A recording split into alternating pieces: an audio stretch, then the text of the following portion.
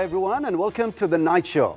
The traditional greeting for Eid is simply Eid Mubarak. But if you want to kick your maybe wishes up to a notch, I got you covered with some ideas to jumpstart your imagination and maybe thoughtfulness. Well, you can say all wishes of peace for you this Eid. Or maybe you can say your Eid be blissful and bright. Or maybe you can say Eid be full of love, laughter, and light. Oh, and here's my favorite one. Eid reminds us of just how delicious life can be. Yeah, sure, with all these sweets and sugar we enjoy during the 4 days of Eid.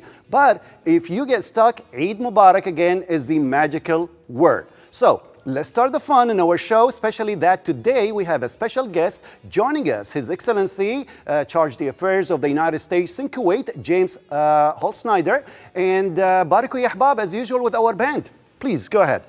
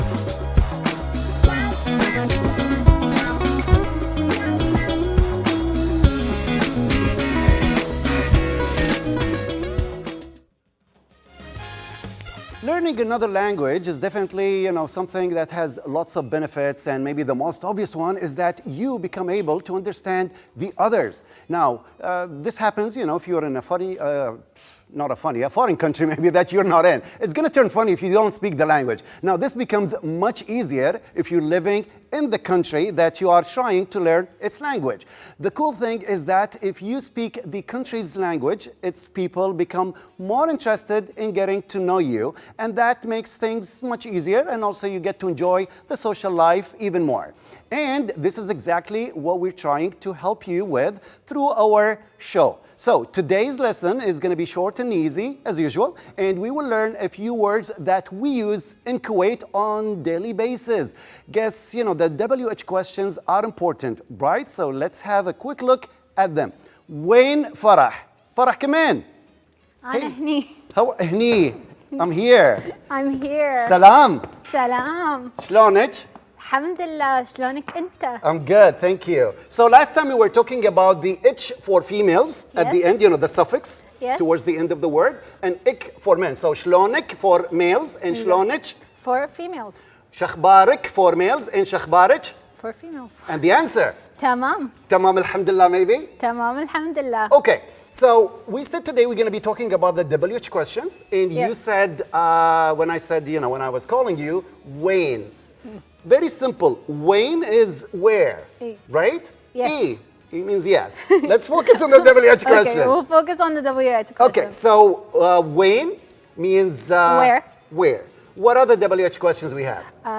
Why, so ليش. Why is ليش? Why is ليش? Okay, so ليش means why. Now we know Wayne, where, and then ليش, why. What else? Who. So who? منو. منو. منو means who. Exactly. Okay. شلون? أيوة شلون is how. شلون. شلون. How? This is very common, right? Yeah. Like, did you finish all, the thing all by yourself? Yes, شلون. شلون. Yeah. Okay. What else we have in there too? So we've got who, what. What is شنو. Okay. شنو. وين. ومتى. متى is when. متى is when. Right. Okay. So متى is when. And then we have ليش means why. Why. And then we have وين, which is where. Where. And then what else we said today? منو. منو and It's شنو. who. منو and شنو. And the last one? أي شيء. أي واحد. شيء. Means which, right? Oh, أي واحد. A, do you like red or blue? A واحد. لون. A, okay. just A. أي. خلاص. خلاص. What's خلاص? Finish. Finito, finish. That's the end of our segment for today, but we still have great stuff to come, right? Yes, more to come. Okay, well, I think, we can maybe just take a quick break and get ready for our interview for today. Exactly. Awesome. Thank you. Thank you. Thank you شكرا. so much. يلا.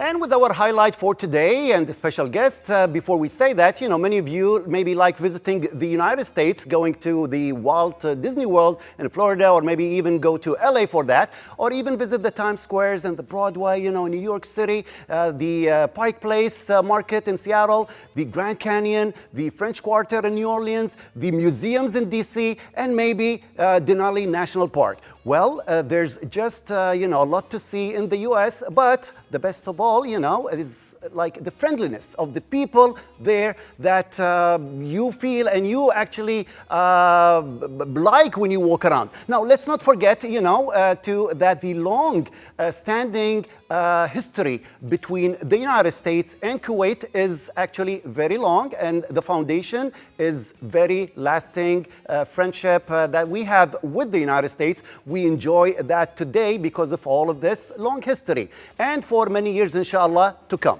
Today in our show, we'd like to welcome His Excellency, Chargé Affairs of the United States Embassy in the state of Kuwait, James Holtsnider. Holtsnider. How are you doing? I'm blessed to be in Kuwait. And first of all, let me say Eid Mubarak to you and to all of your viewers out there. Thank you. Thank you. So sweet of you. Holtsnider, that's going to be kind of hard. Do you mind if I just call you Jim? No, please do. Okay. You can call me Ben too. Fantastic. Great. Now, first of all, what is the CDA? What does that mean? Chargé d'Affaires. So I've been here for about a year now. Okay. And I came as the deputy chief of mission. And every U.S. embassy around the world has an ambassador, but they also have a deputy. Here, we had the Ambassador Romanowski, was transferred up to our embassy in Baghdad, as many people know, in April. And while we're between ambassadors, the deputy steps up as the acting ambassador, the Chargé d'Affaires. Great. So I'm privileged to be here in that role, representing America here with you today. Now, were you determined always to be a diplomat? I mean, is this why you studied maybe public policy? So I studied physics originally. Physics. We all take many paths in our lives, but I studied physics. I'd been in the Marine Corps for 6 years, and I ended up in the diplomatic service in a sort of a circuitous way, as many people do. But it's been an absolute privilege to represent the United States, and then an absolute privilege to come here to Kuwait. It has long been on my list of countries to come to. I first came to Kuwait in 2006. On my way to, at the time I was serving as a diplomat in Iraq, and I've always wanted to get back since, so it's been a great privilege to be here. So the question again is, like, have you actually planned to become a diplomat? It ended up as sort of an accident, to be honest with you. In the United States, it's a standardized exam that you can take. Anybody who's over the age of 21, who's an American citizen, can take the exam, and we have a great diversity of Americans, as there are throughout America, who end up in our foreign service, and it's one of our real strengths. Is our diplomatic corps looks a lot like the United States. You get people from all walks of life. So I ended up doing a master's in public policy later in my career. Well, you did very well, obviously, because also you're the recipient of the award, the Lehman R. Hunt Award for Management. Was very privileged to be on a great team. It's every year one officer in the State Department gets it. It's for logistics and doing the best excellence in logistics. And at the time, it was when we were reopening our U.S. Embassy in Mogadishu in Somalia. And I had a chance to be on a really terrific team, and we did some great work reopening the embassy there. Great. Well, you've been to so many places, which is amazing, and now you ended up here in Kuwait. I'd like to ask you, like, what is the thing that you drew your attention in Kuwait? Like, what is the most interesting thing that you noticed? Absolutely. Well, look, my favorite part of Kuwait is the people. It can't be beat. You've got fantastic people here, really tremendously talented youth. It's great culture. I love the history here as well. A lot of people only think the history goes back to independence, but it goes so far back before that, and it's terrific to see and really take advantage of that when I'm here. But it is the culture and it's the people, and that's what I love most about Kuwait. Which means you did actually mix with people. So did you get to learn any Arabic or like Kuwaiti words? So I actually studied Arabic more than 20 years ago back at the University of Colorado while I was doing my physics degree. But they teach you Fusha. And then I've had the chance to serve in a number of other Arabic-speaking countries. I told somebody I served in Tunisia 15, 20 years ago, and my Arabic actually got a bit worse because it was a mix of Tunisian Arabic and French. And Tunisian is hard anyway. It's when they're saying labas, it's a little bit different than you're hearing shlonik. So, but now working on my AMIA, trying to get that back up now that I'm here. Hey, Aishak. So, since you've been in Kuwait for some time, like, what do you think of the culture? Like, say, the music, the custom of people going to the diwaniyas, you know, men usually, now more and more women are doing it too. So, what do you think of all of that? I think it's fantastic. Look, in addition to the great people that you have, the culture is so welcoming and open. I really have had the chance to enjoy the diwaniyas, both throughout the year, but then also during Ramadan, which I really enjoyed. It was my first Ramadan here in Kuwait. Oh, was it? And it was very different than many of the Ramadans I've celebrated in other countries. Many other countries, 5 other countries I've had Ramadans in. Here, normally you have iftar, and that's the end of it. Here, you've got gubkas, and then you have diwaniyas all the way until suhoor. Right. And it's quite a thing. Getting around, managed to get to 10, 12, sometimes in a night, and really get to know people and get to see them, and then continue that afterwards. And speaking about the ghabga and the futur and sahur and so on, what do you think of the Kuwaiti food? Oh, I love it. Absolutely.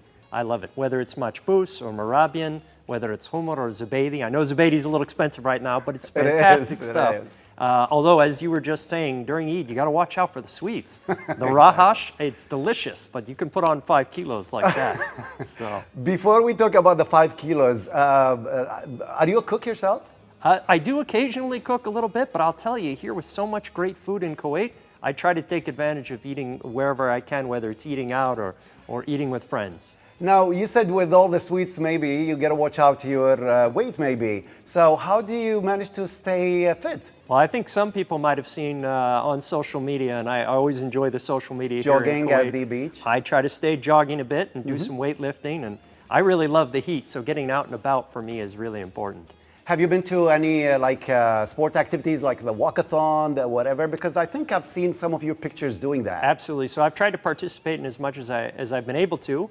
Still have a job to do, but also get out and do some of that as well, and really join a lot of the folks, especially after 2 years of Corona. We spent so much time on screens, being able to get out and about. Really important for me, important for my children who are here with me as well to get them out. And it was great to see the GCC games recently. Kuwait did such a fantastic job. Sheikh Fahad and the team, great organization. And I have to tell you, I grew up playing ice hockey, and I never thought I'd see ice hockey in Kuwait. But I got to go to one of those games. We have a very good team in Kuwait. We had a great team. Got to go to some futsal games, paddle, all kinds of different things. So it's been great. Have you tried any of the paddle things? You know, I've been meaning to, and I'm hoping here maybe during the Eid break I'll get an opportunity. Great. Now, what about, you know, the weather? Because, you know, with all the dust and the sandstorms, how do you manage to jog outside? When it's really dusty, I don't. But the rest of it, most of the time, the weather here is fantastic. Gets a little cool in the winter for me, but I really do love the warm weather. And whether that's getting out to Shahid Park and getting around or getting down by the water, just getting out and about, riding bikes with the kids and getting out, maybe playing some football. In addition to seeing you, like your pictures jogging at the seaside and so on, you also participated in cleaning the beach, which is an interesting thing. Absolutely. Well, it's incredibly important. I mean, it's something that I'm very glad that Kuwait appreciates as well, is our commitment to the environment. And when we talk about some of the important bilateral things we do with the United States and Kuwait, it's working together to take care of our environment. And it's not just for us, it's for our children and their children down the road as well. So anything we can do to help on that side, always important to do. Amazing. And what do you do during Eid holiday, usually if there's a holiday? Like, where do you take the kids out? Absolutely. Well, look, mostly it's with family and friends. And again, the number of friends we've made here, it's been terrific. So for example, during Ramadan, one of the traditions that I really appreciated about Kuwait is the gargan. Gargaan. And so my three children... Again, sweets and desserts. Right. My two children had the chance for each of the 3 days to go with a different family and go and enjoy gargan. So it's been fantastic. It's kind of similar to the trick-or-treat thing, right? It is. And then this year we had 3 days of gargan followed immediately by Easter. So they had 4 days of candy in a row. Do you take them out to the beach, sailing maybe, and so on? Absolutely. So we've gone down and done some sailing. They're learning. They're still younger. They're 9 and 7, so still getting going, but they're really enjoying it. Okay, let's get into like kind of more serious things. Yeah. What do you think of women empowerment in Kuwait? Like, how do you support that? Absolutely. No, it's incredibly important. And it's important both in Kuwait and in the United States. Women are 50% of our population. They are. And as we want our countries to succeed, our societies to succeed, we really have to make sure that we're bringing women along and that they're having the same opportunities as well. Kuwait's done a lot since women were given the right to vote earlier in the century, here at the beginning of 2000s. Now you have a number of women on the municipal councils, for example, including one who is a graduate recently of one of our international visitor leadership programs. These are programs the United States has to help take people from around the world, including Kuwait, to the United States to talk about issues like women's empowerment and really help promote some of the things that we can do to support people. And hopefully, you know, some of them also will get through the National Assembly, inshallah. Absolutely, inshallah. What do you think of the intellectual property, like Kuwait's part in this? Absolutely. So that's been one of the great things to see even in my year here. For over 20 years, Kuwait had been on what was called the Special 301 watch list. And this was for countries that were having trouble with their intellectual property. So have we progressed? You've made fantastic progress in Kuwait in the last few years, thanks to the work in particular of Sheikh Mishal Al-Khalifa, Sheikh Arasha at the National Library, but also the Ministry of Commerce and a bunch of other people.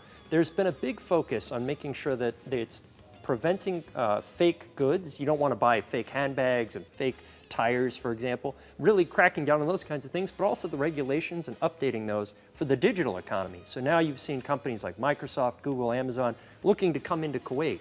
And it's a tremendous opportunity because, again, going back to the fantastic young people that you have here in Kuwait, you know, there's an opportunity to really leverage the tech sector to win-win for the United States and for Kuwait to partner together on sort of a digital Silicon Valley here. Should we go back to the fun stuff too? Absolutely. I mentioned maybe at the beginning, like people go to Disneyland, you know, to Times Square and so on. Where else in the U.S. that you recommend people go other than the usual touristic places? Absolutely, and I noticed you missed a few when you were going through your list. There's so many. I'm originally from Colorado, so I would encourage folks to consider going to Colorado. And I know many Kuwaitis do. When I studied at Boulder, I was at the University of Colorado Boulder, and a lot of Kuwaiti students go there. But you have the Rocky Mountains that are there, but you also have all the major sports teams. So you will have seen just last month the Colorado Avalanche playing in the Stanley Cup Finals.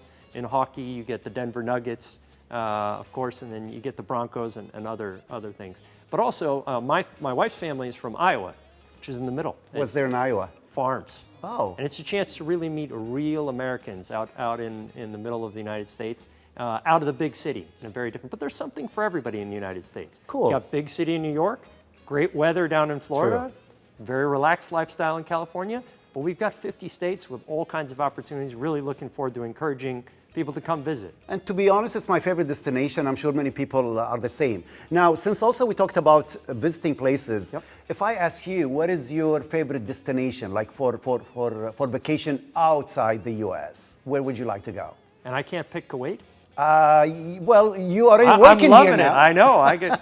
Well, you're being a diplomat. This is a very nice answer. Well, I've actually had the opportunity. We've brought a number of friends and family already in the year that we've been here to Kuwait because we think it's a tremendous country. Great stuff, lots to do, lots to see. But if it's outside of Kuwait, if it's outside of the United States, we often go skiing in Italy.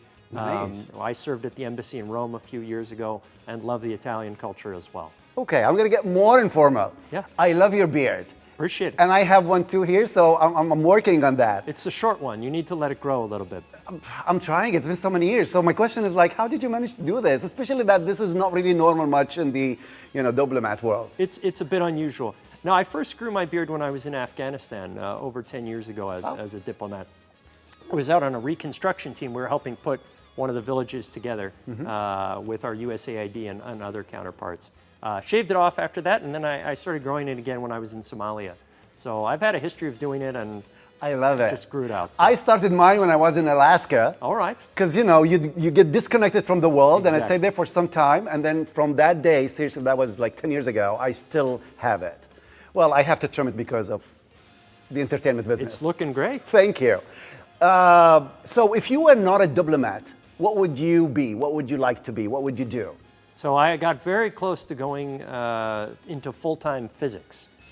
So when I finished you do like the physics thing. When I finished my undergraduate in physics, I had done some research. Actually, I have a published paper in femtosecond lasers. I looked at potentially going to graduate school on that side. So scientist, perhaps, researcher, if I hadn't gone into diplomacy. Physics is the worst subject I ever had in my life. I still hate it. I'm very sorry. I mean, I admire what you do, and that means you're very genius, so it's great. Let's go to your kids then, if we're talking about the future. What do you think your kids, or what do you like them to be? I'm sure it's going to be their own decision. But where do you see them going, heading in the future? Well, that's a great question. It's something, I think every parent wants to know about their child. I want them to be happy, I want them to be healthy, I want them to be successful, and I want to give them the tools now so that they can succeed in whatever they want to do. It's one of the things I love about the American education system is, I initially started actually as an architecture major and then switched to physics in my undergraduate. And so they don't need to decide now at 9 and 7. They've got a long way to go. But where do you see their interests? Well, it depends. My son's very interested in architecture. My daughter's very interested in math. We'll see. Great, great. Okay, so you've been in several countries, as we said. What is a special or like a special moment or something that is still in your mind throughout this journey? Like, I'm sure because you've been, as you said, like you've been to Afghanistan, you've been to Tunisia, to Somalia. Like, what is the maybe one thing that you felt really interested in? Well, I have to say, and it's going to sound a little bit corny, but it really depends on each particular country, and there's something for every one of them. The work that I did in Iraq and Afghanistan, helping rebuild those countries after the violence that was there, or in Somalia after 30 years of not having an embassy there, incredibly important. But the bilateral relationships with Italy and with Kuwait and the warmth of the people here, that's something I'm never going to forget, and it's been a real privilege. You also mentioned you were in the Navy? Marine Corps. Marine Corps.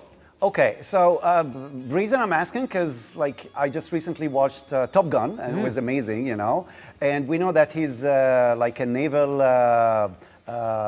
lieutenant, I guess, I think. I don't know if you've seen the movie. I haven't seen the movie yet. It's on my to-watch list. I was going to ask, what are your interests? Do you like movies? Do you like art? What do you like to do? I really like exploring other cultures. That's my favorite thing, is getting out of the house.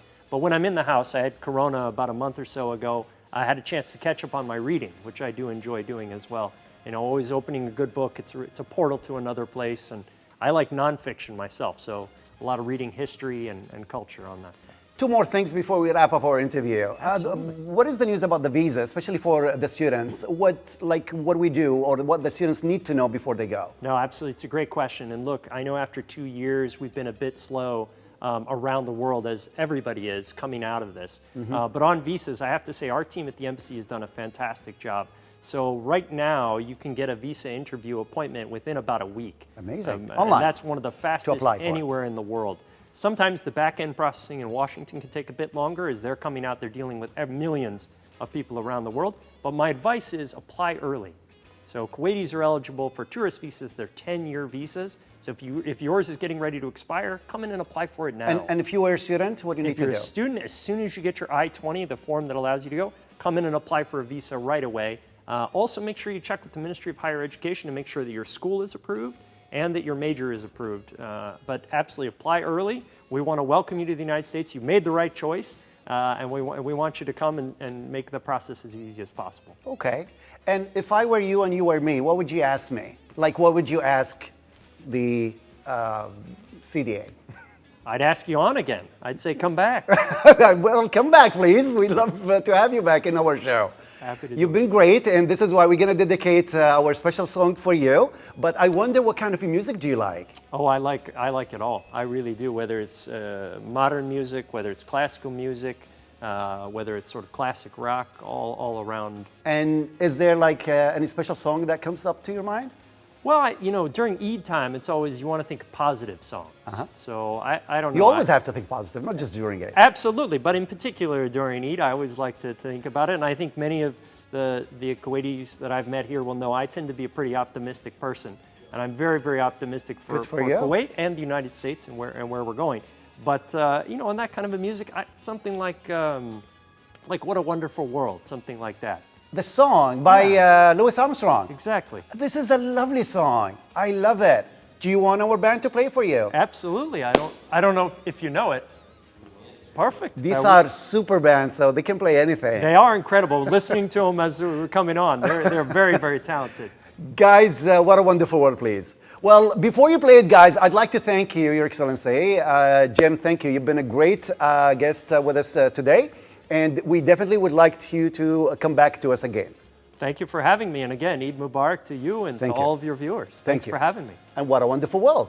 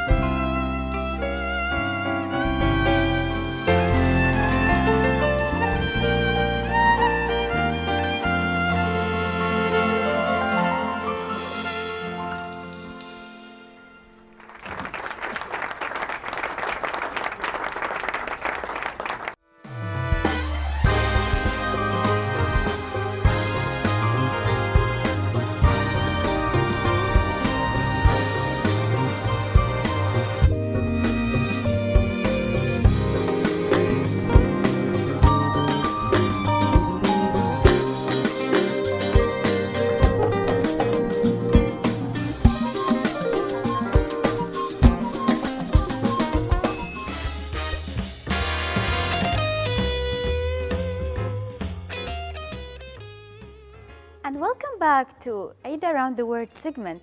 Today is our third day of Eid, and I hope everyone is enjoying the Eid celebration.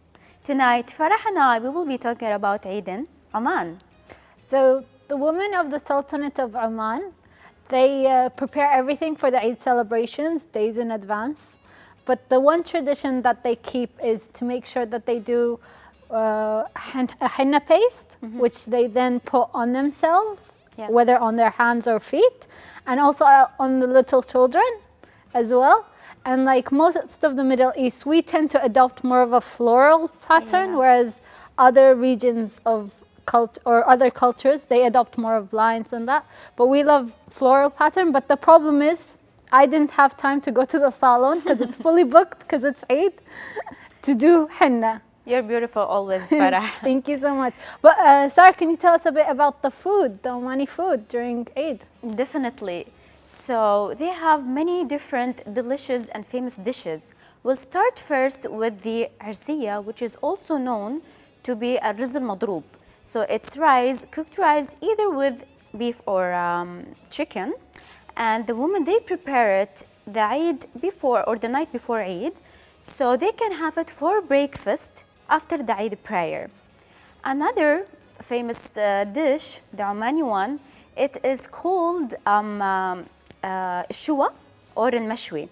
So they have it for a second day of Eid for lunch with their families and their relatives. And basically it is a whole cow or goat, roasted one definitely, and they cook it for 1 to 2 days. Wow. Yes, with a very special oven which is digged under the ground. Like Uzi. Yes, similar to the Uzi, exactly. And last but not least, let's not forget about the famous sweets, which is the Omani halwa, and of course with the coffee. Did you try it, Farah? Ooh, my favorite. I love Omani halwa, but I like it plain. Some people prefer it with nuts. Yeah. I prefer the plain one. I do too. And of course, after all that eating and delicious food, they then spend it in the afternoon with their loved ones and families, and in neighborhoods, so like away from the city, but in neighborhoods, the whole neighborhood would get together, and so they'd go in like a shaded area in the middle of the neighborhood, and they just sing and dance Omani folk dances. Beautiful. And just enjoy each other's company, as well as like all of Oman. And I think this is everywhere during Eid. They would decorate the towns and cities with gold and banners saying Eid Mubarak. So it's very beautiful. Thank you, Farah. Thank you, everyone. I hope you enjoyed our segment today. And let's be with the band.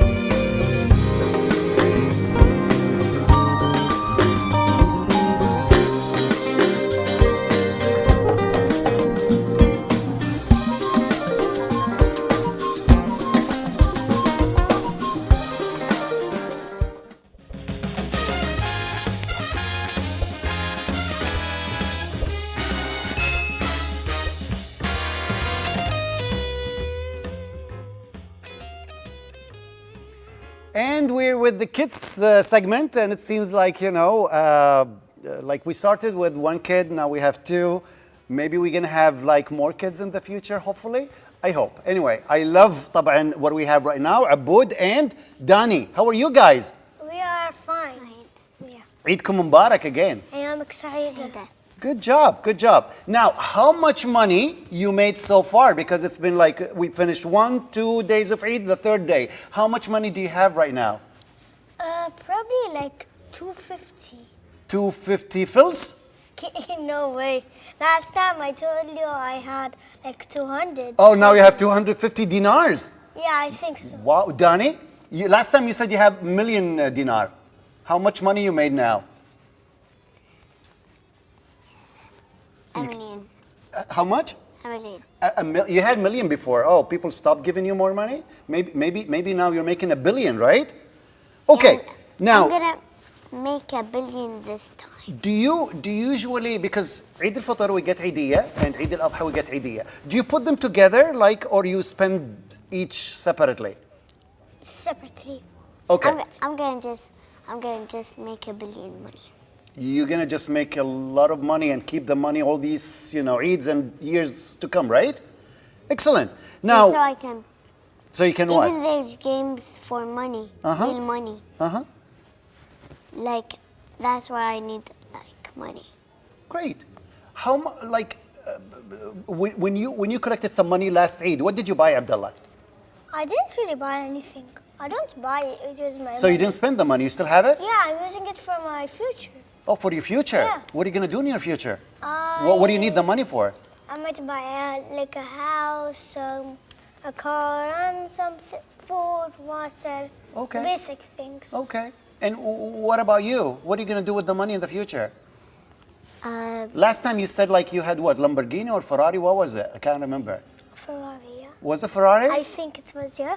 Okay. No, it was Lamborghini. Yeah. Yeah. Okay, so if you can buy one thing only for one of your friends, what before we say what? Who is this friend, Dani? Who would you like to buy something for? Like you have some money, you want to buy a gift for someone. Like maybe someone like dinosaurs.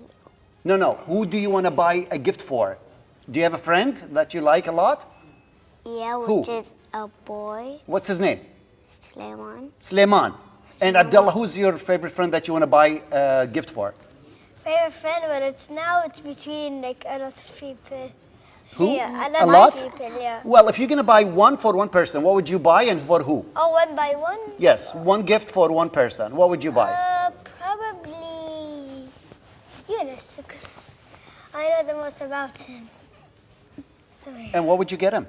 What would I get him? Some, probably, I don't know. Okay, well, you have a lot of money. You can think of something. Now, Yeah. if you want to spend this money buying a pet, what pet would you buy, Dani? Like a medium dog. He's only white. A medium dog? Yeah. X he's large is white. not going to be okay? And my friend Sulaiman, his real name is Sulaiman Budawud. Okay.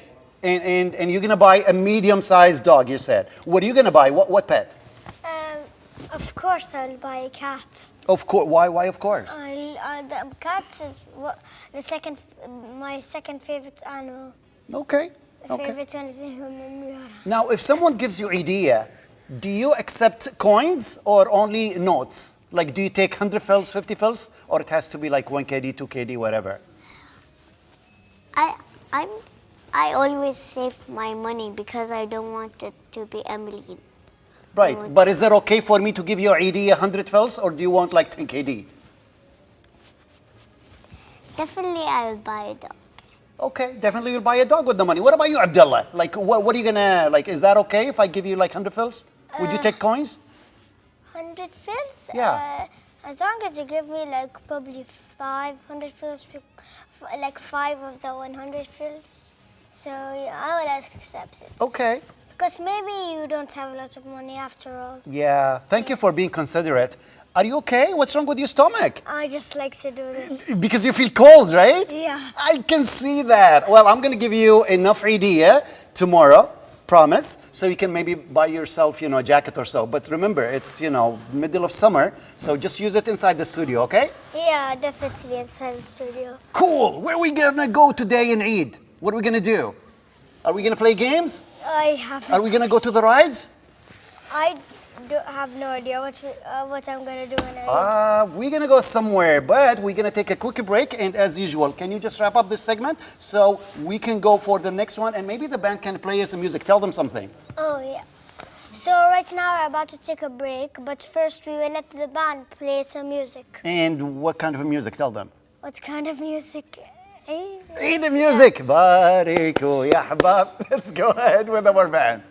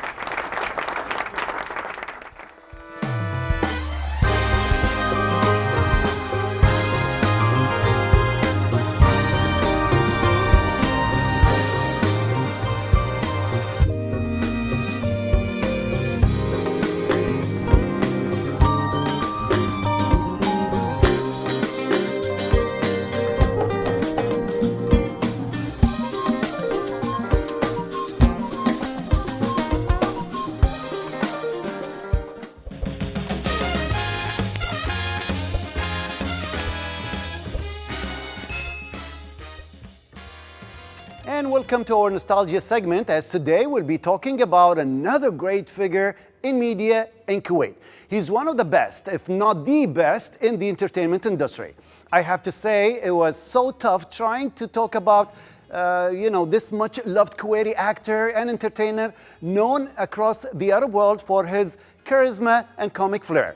It was tough because, he's a real legend and can't just cover his legacy in a few minutes. So I'll just go quick about some of his great work. Abdul Hussein Abdurrada is a hugely popular Kuwaiti actor, director, playwright, and producer who left a legacy of laughter.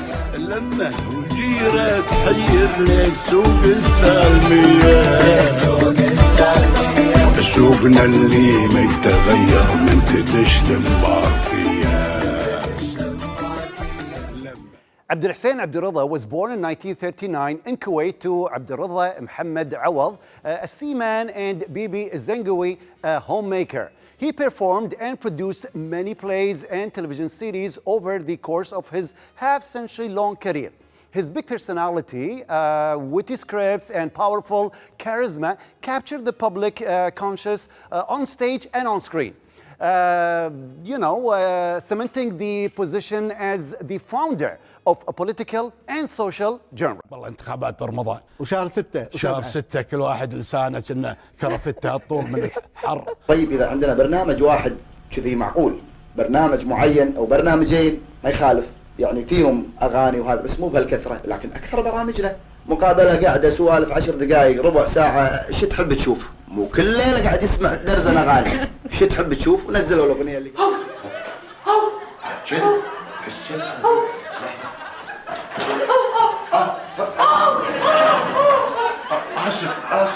آسف تعال وين رايح؟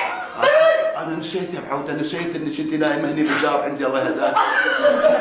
سينيوريتا بابارينا، يوم يا أبو ولا قلاص عصير طماط وعليه شمسية. أنا شاك فيها من قبل، من ذاك اليوم يوم دشت بتناسور. 3 2 1 يبا شوي كذي. وأنا نيتك هذا كل شيء يصير بالبيت قطة فوق راسي أنا بس. There are very few Kuwaiti movies, especially in the old days, and Abdul Hussein Abdul Rida was in one of the very first one, if not the very first one. It was a short drama movie of about 27 minutes, directed by the ex-Minister of Information, Mohammed al-Sanousi. The movie of the 1965 was Al-Asifa, or The Storm.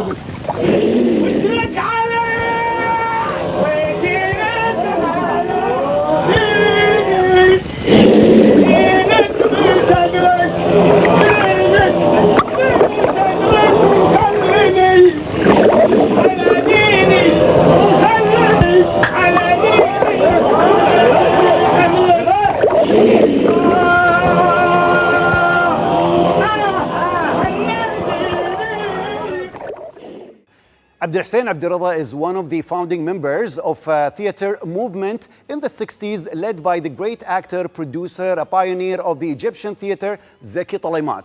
Because this what actually made Abdul Hussein Abdul Rida work more than once with Egyptian actors. So he made the play A World of Women and a Man, and that was in 1972. That was with Nawal Abul Futuh. And then in 1974, he made Hello Dolly with the famous Egyptian actress Shawikar. In addition to a TV series in 1995 entitled لن أمشي طريق الأمس, or I Won't Walk Yesterday's Path.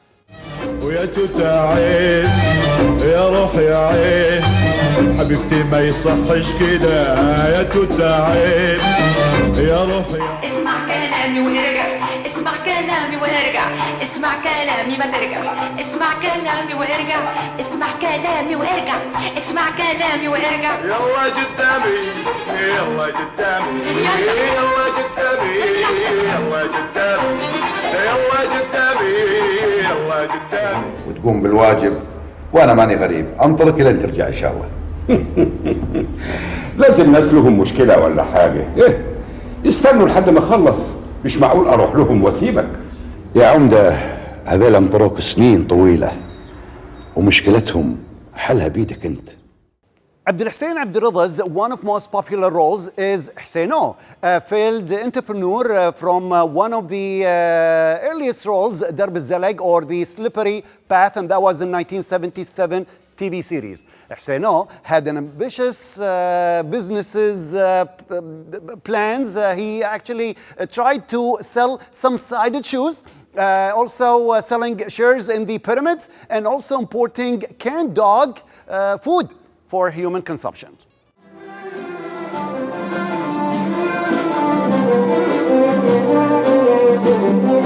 لا لا لا يا درب الزلق شم واحد فيك هلق لا لا لا لا لا درب الزلق شم واحد فيك هلق لا تخفيك حوافيره ترى خليك بحيره لا تخفيك حوافيره.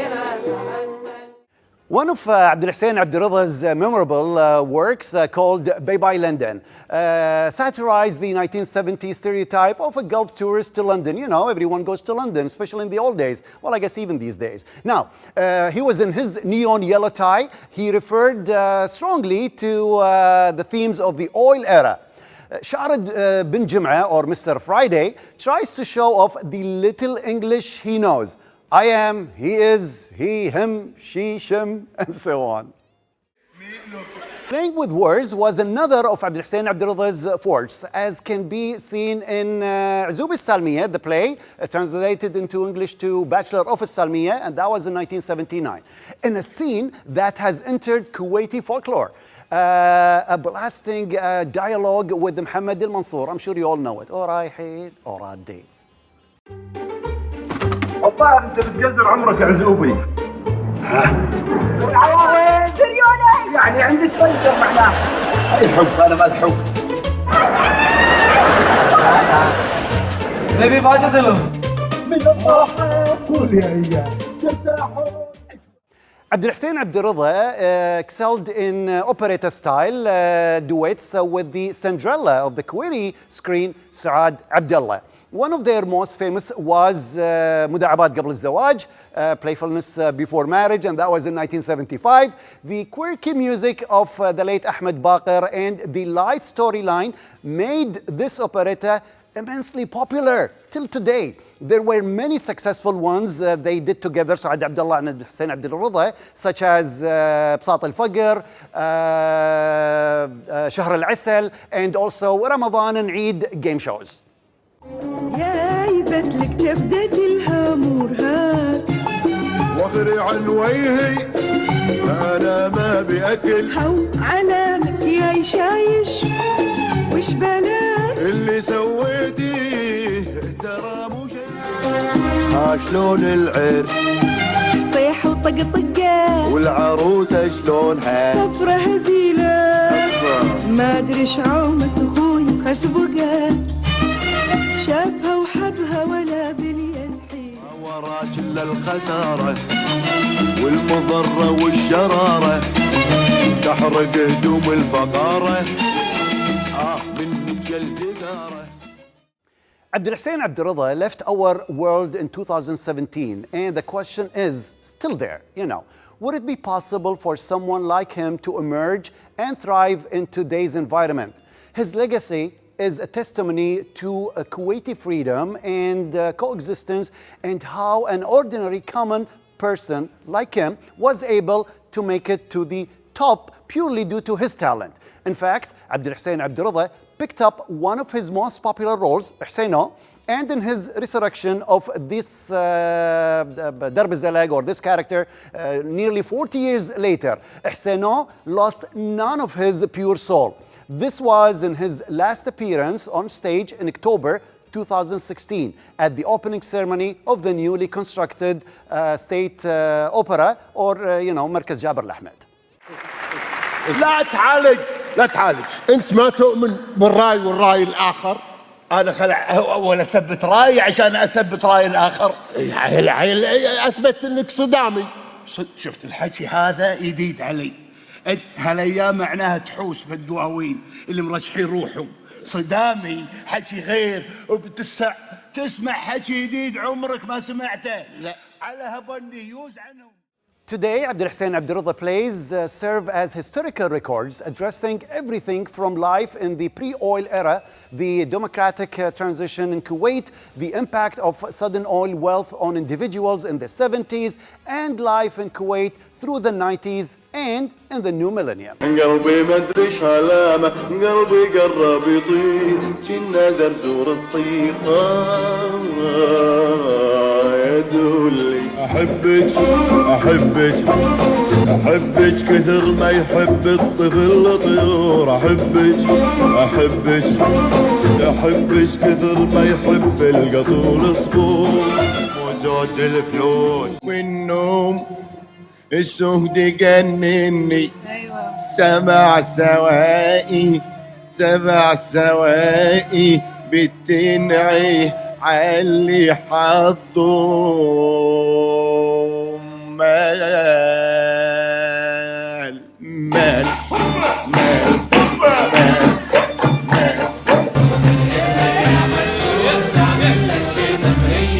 قلت لك هات التوتات وتجيبي لي رقية، بطلي من هيك عادات لا في العجب الزهري.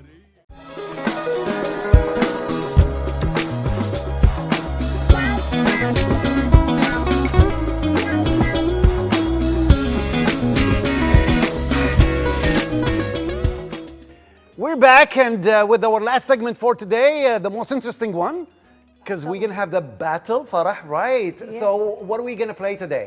So we're going to play a little tunes for, I think, 30-second tunes. Name that tune. Name that tune. And if you know the answer, what do you need to do? من أين العزة? Sarah, what about you? Okay. It's like the wrong answer. Wow. Okay. The band is going to play like a certain tune for us, and then we're going to try to name it, right? And winner buys dinner. Yes, of course. That's the what do you call it? deal. Agreement. Okay. That's our agreement. Yes, Of course. You'll be invited too, guys. Go ahead with the first one.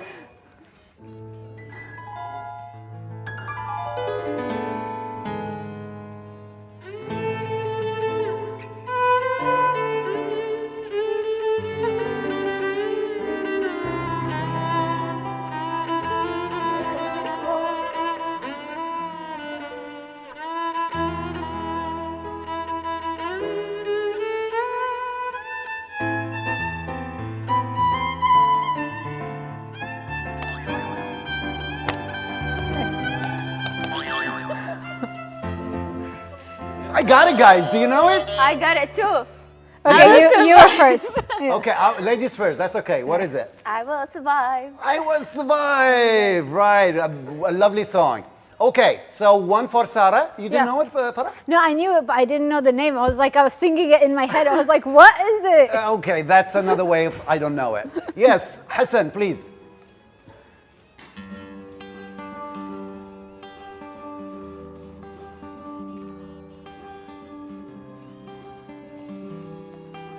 That's something in the morning when you have your coffee. I know it. Farah. You're gonna win. I'm gonna win.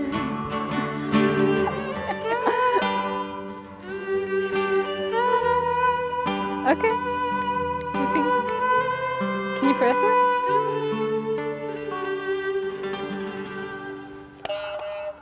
I know it.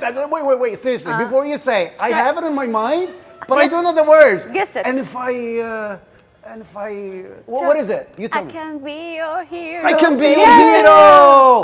Sarah's winning today. Yeah, she's winning. Sarah's winning today. I can be your hero. Nice. One more, guys. We're gonna have 3 more, maybe.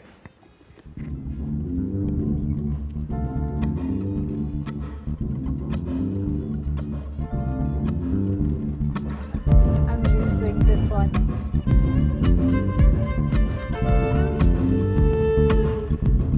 I'm losing this one. Is that Michael Jackson one?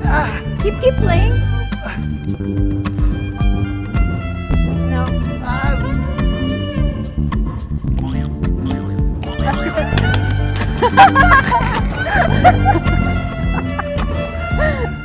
He got excited.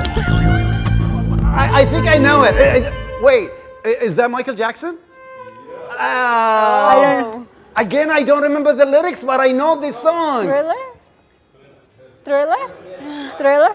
I didn't know it. I didn't buzz though. I was so excited that the batteries fell actually for the ringer. I felt bad for you. Okay, so 2-1. Okay. You named the, well, I did say Michael Jackson, but you said the lyrics. 2 more, guys. Come on, go ahead. Okay. Wait, check 2. your batteries. Are they in? Okay, Okay. it's working. Go ahead, guys.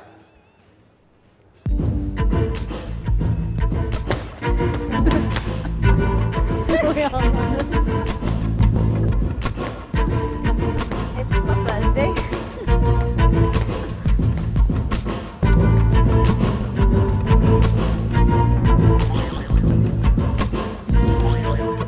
Yo. No, Where he is hit that? it. He hit it. Yalla. Tell me what.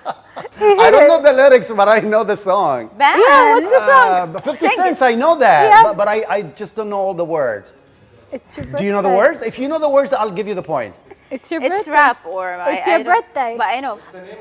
Birthday? It's your birthday? What is it, Hassan? This is the remix, Farah. Oh, what is In it? the club? Okay, so 1, Oh, 1, 2. the club. Okay. 1, 1, 2. Yeah. Okay, let's see if we can have 1 or 2 more, guys. 1 more.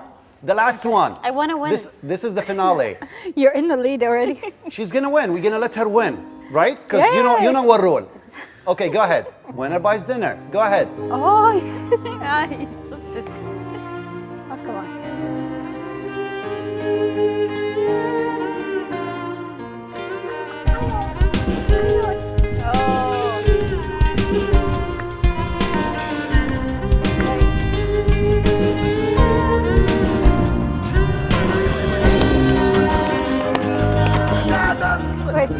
Wait. I want to say something. Like, you think you know all the songs and you think you know the lyrics, but when they play the tune, I just completely. Yeah, it goes away. It goes away. That's I the know problem. it. You know it? Yes. Okay. Well, I'm gonna give you dinner. No, no, no. I Be want my you. guest, Sarah. What is it? Go for it. Really? Yes. You want me to win? Yes. It's Aisha.